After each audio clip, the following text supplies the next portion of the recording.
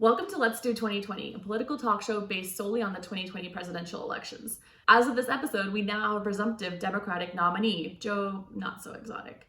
Bernie Sanders dropped out of the race this week, ending Larry David's SNL career once and for all. Sanders gave his concession speech from his home in Vermont and thanked all of his supporters and donors. In his speech, Bernie said the path toward victory is virtually impossible. You know, like going grocery shopping or getting hand sanitizer these days.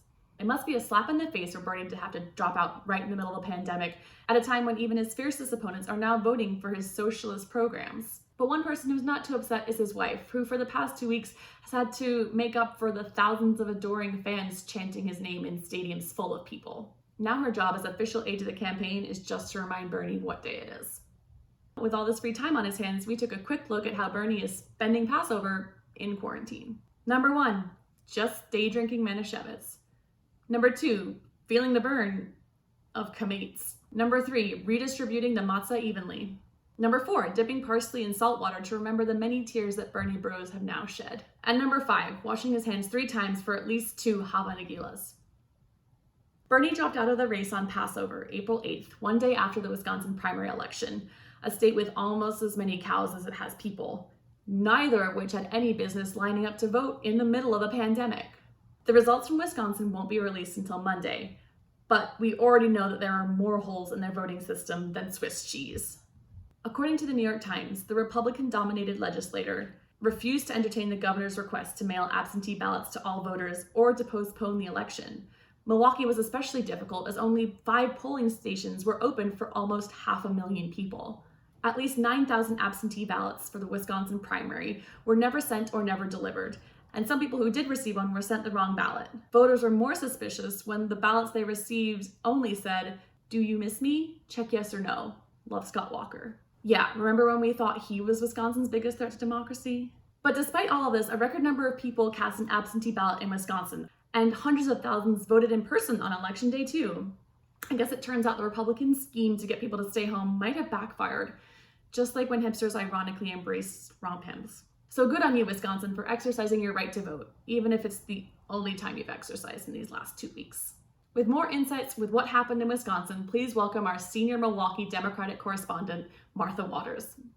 Thanks, dear.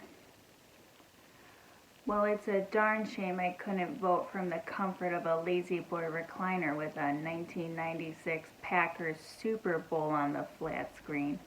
But the Supreme Court said we gotta have a real election, so I worked my mom jeans off just trying to get people down to the polls. I was on my phone 4 hours. You phone banked? That's great. Oh no, Bernie kids don't answer phone calls. Call me back, Jeremy. I made one TikTok video. Okay, I'm bored in the house and I'm in the house bored. Bored in the house and I'm in the house bored. Bored in the motherfucker in the house bored and I'm bored in the motherfucker. Don't even know if it went viral. Can't figure out my password. Anyway, so Tuesday comes around.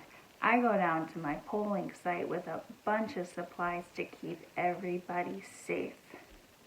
Oh, awesome. You brought people stuff like hand sanitizer? No, a pack of Milwaukee's finest. You know, beer is actually pretty good for cleaning out your You brought inside. beer to the polling site. It's Wisconsin, Becca. If the beer's not flowing, I'm not going.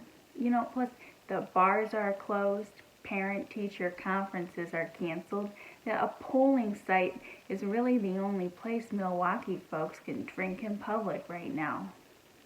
With all that alcohol, are people still social distancing in line?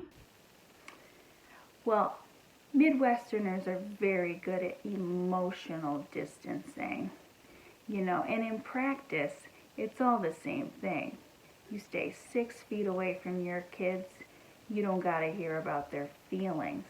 But I still want you to call me back, Jeremy.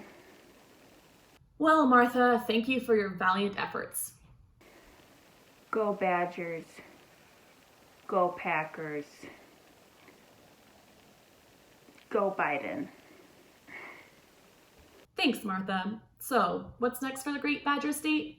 Well, state assembly Republicans are calling on the governor to allow in-person services for Easter and Passover this weekend. at a time when even Jesus would pass over coming back from the dead. Let's hope everyone stays sensible and stays home. Maybe just open house party on your phone and see if God joins your room. Thanks for watching and stay safe.